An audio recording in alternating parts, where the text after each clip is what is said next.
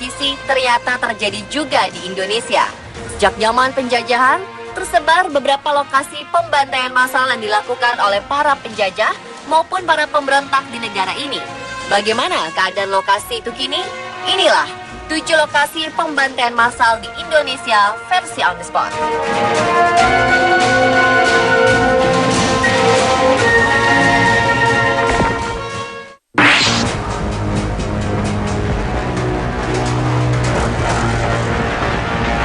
Pada masa penjajahan Jepang 1942 hingga 1945, salah satu daerah yang paling ditakuti adalah Kalimantan Barat. Penduduk di sana tidak mau menerima kedatangan Jepang begitu saja setelah Belanda mundur. Jepang mengambil paksa harta benda dan memperkosa anak gadis di sana.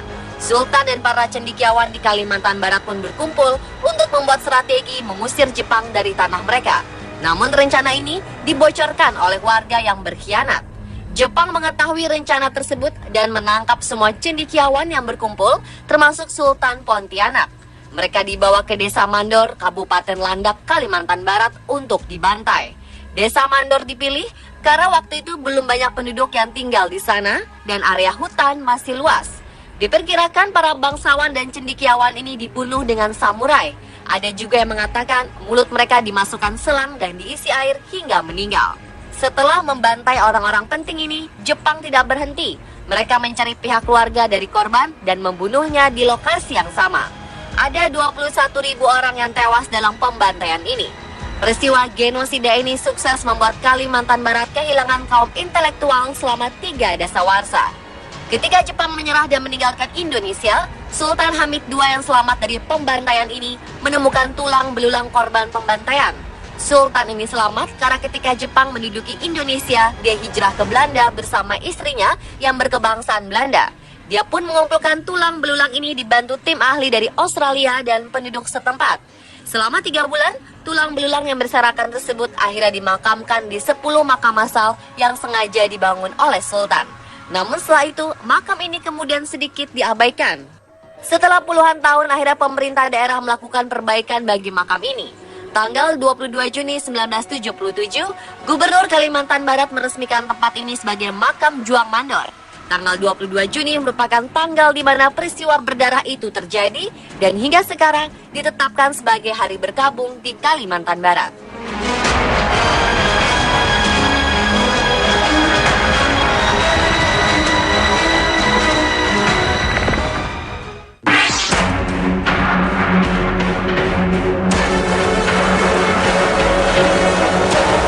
Tidak kalah kejam dengan Jepang, tentara Belanda juga melakukan pembantaian massal di berbagai tempat.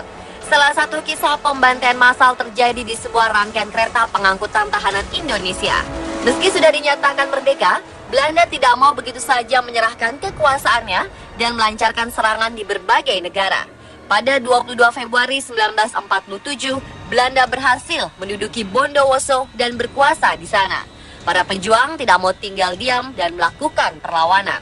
Beberapa pejuang ini ditangkap oleh Belanda. Ada sekelompok pejuang yang tiba-tiba disergap oleh Belanda ketika mereka sedang bergerilya. Mereka ditahan di penjara Bondowoso. Tanggal 23 November 1947, tentara Belanda berencana memindahkan 100 orang tahanan tersebut ke penjara Bubutan di Surabaya. Mereka dimasukkan ke dalam gerbong kereta yang seharusnya untuk mengangkut barang. Ada 3 gerbong pada kereta tersebut. 24 orang masuk gerbong pertama yang bernomor GR7569, 30 orang ke gerbong kedua yang bernomor GR4416, sisanya masuk ke gerbong terakhir yang bernomor GR10152. Selama 16 jam, para tahanan ini harus berjuang mempertahankan hidup tanpa diberi makanan atau minuman dan udara yang cukup. Rakyat yang ada di luar kereta saat melintas pun dilarang mendekati gerbong. Beberapa kali tahanan tersebut berteriak minta minum dan udara, tapi tidak digubris.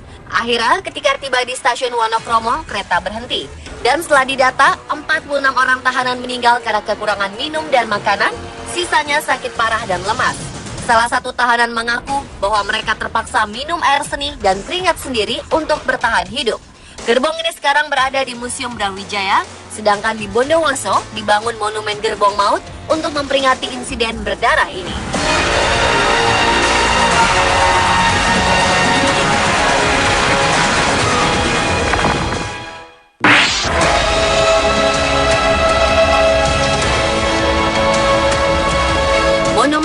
Berdiri gagah ini merupakan simbol kepedihan rakyat Makassar terhadap tragedi yang dimulai pada 11 Desember 1946 di Desa Batua, Makassar. Pada waktu itu, Belanda masih belum menerima kedaulatan Indonesia sebagai sebuah negara yang merdeka. Tentara Belanda masih menekan rakyat di berbagai daerah, salah satunya rakyat Makassar. Di lapangan Desa Batua, tentara Belanda memaksa rakyat menggali sebuah lubang besar. Rakyat tidak mengetahui bahwa lubang yang mereka gali itu nanti yang menjadi sebuah kuburan massal bagi penduduk Makassar. Sebanyak 3.000 orang yang dinilai pemberontak dan pejuang ditangkap dan dikumpulkan di lapangan itu. Secara bergantian, mereka diminta duduk berjejer mengelilingi tepi lubang itu dan ditembak oleh Belanda. Korban yang tertembak akan segera jatuh ke lubang sehingga tentara Belanda tidak perlu capek menguburkan mereka satu persatu. Tidak hanya para pemimpin dan pejuang saja yang dibantai.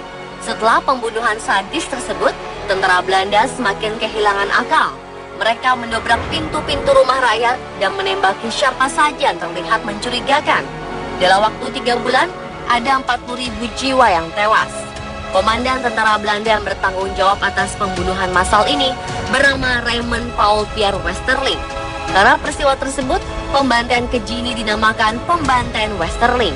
Tanggal 11 Desember menjadi hari berkabung di Makassar untuk memperingati peristiwa pembantaian tersebut.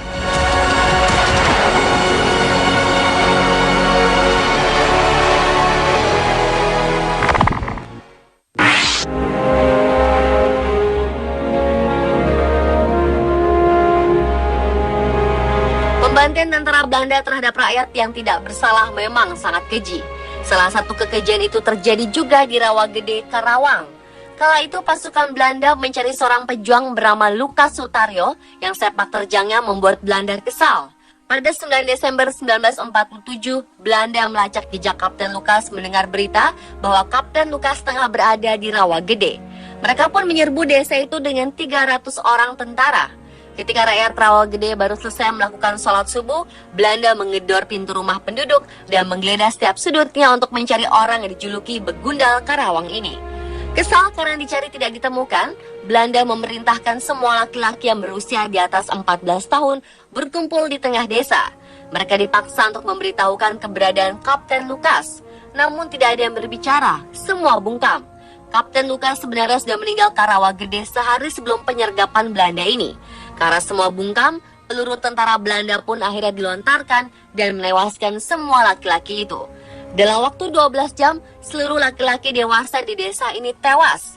Tinggallah para janda dan anak-anak yang meratap mencari suami dan ayah mereka.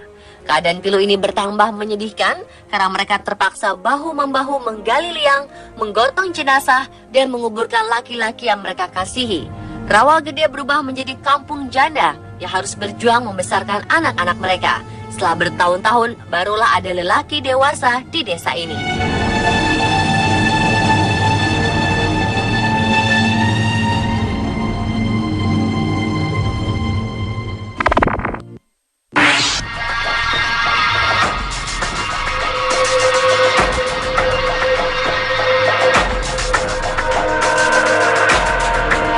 Selanjutnya merupakan saksi kekejaman bangsa kita sendiri. Monumen Kresek di Desa Kresek, Madiun adalah lokasi sekaligus saksi pembantaian PKI di tahun 1948. Titik tempat Monumen Kresek berdiri dulunya adalah sebuah rumah yang dijadikan PKI sebagai ajang pembantaian warga sekitar. Warga-warga dikurung di dalam rumah, kemudian rumah dibakar bersama warga yang ada di dalamnya. Patung dan relief yang ada di area monumen itu menggambarkan kronologis kejadian pembantaian yang dilakukan oleh PKI. Tidak hanya warga, beberapa anggota tentara juga ikut menjadi korban dalam pembantaian massal ini. Ada sebuah sumur di area ini yang menjadi makam bagi para korban pembantaian di sini. Di dekatnya diukir nama-nama tentara dan para pamong desa yang dibantai. Salah satu prajurit TNI yang gugur dalam pembantaian itu adalah Kolonel Marhadi. Namanya lalu diabadikan menjadi salah satu nama jalan di kota Madiun.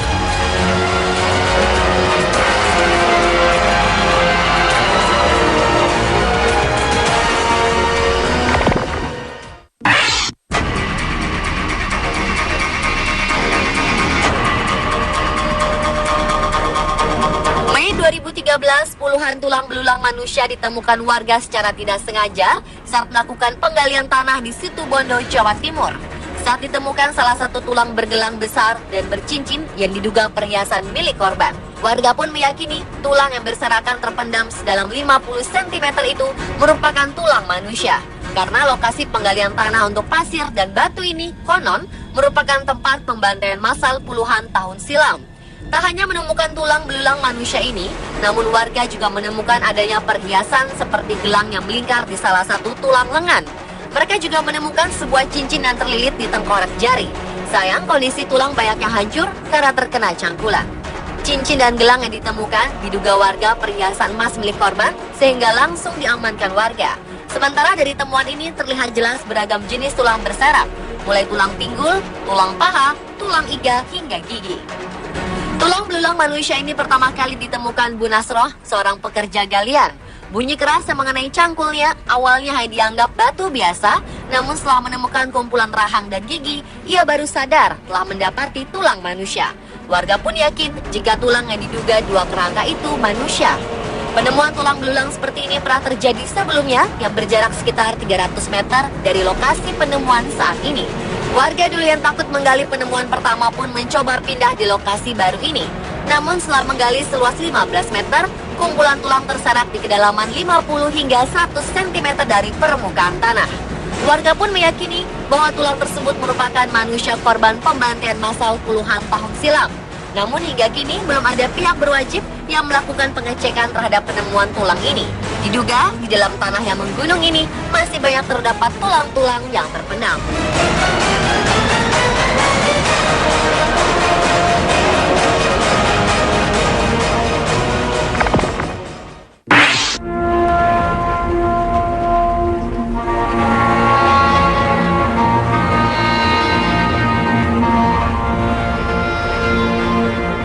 Kejadian G30S sampai sekarang masih menjadi kontroversi.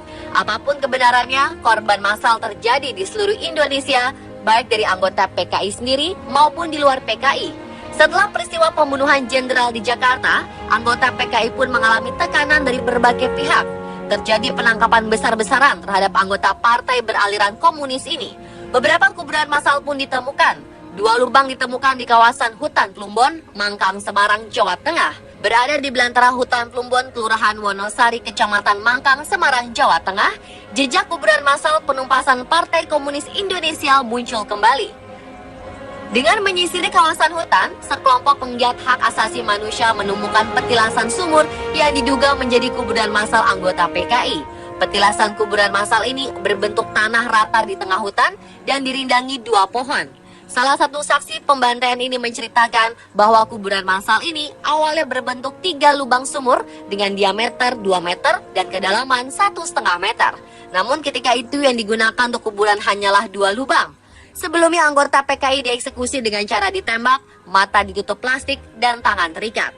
Dikabarkan jumlah jasad anggota PKI yang ada di sumur hutan Plumbon berjumlah 24 orang dan salah satunya wanita.